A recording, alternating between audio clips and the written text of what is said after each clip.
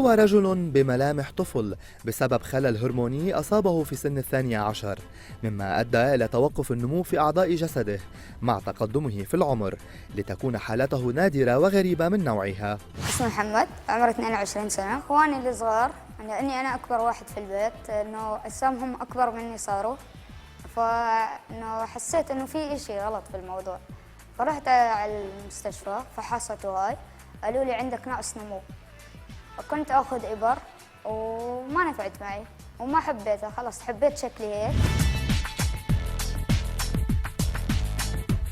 اول اشي اتضايقت انه كيف انه عمري كبير وشكلي صغير، بعدين خلص انه حكيت هيك ربنا بده، انه ضليتني بالموضوع هذا وانبسطت كثير. وعلى الرغم من المتاعب النفسية والاجتماعية التي يمكن أن يمر بها محمد، إلا أنه استطاع التصالح مع الأمر ومواصلة حياته بصورة طبيعية، متجاهلا نظرة الناس وتعاملهم معه على أنه طفل صغير. صعوبات انه لما اطلع مع اصحابي بقولوا من الصغير هذا اللي ماشي معاكم، او نروح مثلا السينما انه فيلم فوق ال 18 سنه، انه بقولوا ممنوع تدخل لانه انت صغير، لازم اطلع الاي دي.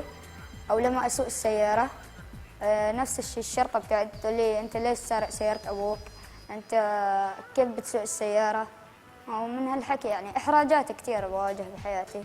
توقف محمد عن رحلة علاج استمرت سنوات عدة، وتنوعت أشكالها بين طبيعي وكيميائي وحقن مركزة، وقرر مواجهة الصعاب، وهو اليوم يعمل كمصور في إحدى القنوات التلفزيونية، يحب عمله ويخلص له.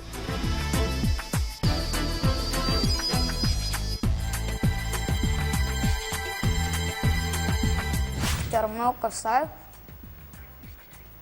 لما رحنا على الشيشة، اوكي قعدنا انا والشباب، فنزلوا الشباب كلهم شيشة وانا طلبت شيشة، فما نزل لي. بقول له ليه؟ بقول لي انت صغير. بقول له كيف صغير؟ انا عمري 22.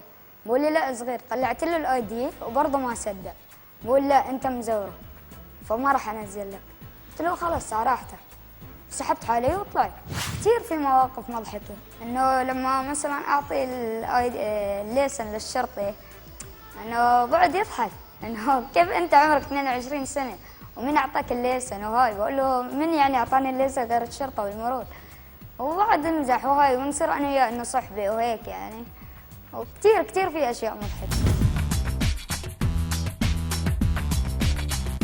يؤمن محمد بأن وضعه كان سببا في محبة الناس له، وأن المواقف المحرجة والطريفة تضفي على حياته نكهة خاصة، ولعل أحد الأشياء التي شدت من عزيمته اكتشاف أنه ليس وحيدا، بل هناك في المجتمع حالات كثيرة لنساء ورجال يعيشون وضعه الجسماني نفسه. بقول لهم اطلعوا شوفوا الدنيا، لانه الحياة كلها ما بتستاهل، وإذا بدك تعيش بتعيش إلك، بدك ما تعيش ما بتعيش إلك، وعادي واجه الحياة بقلب قوي وخلي عندك قوة تحدي.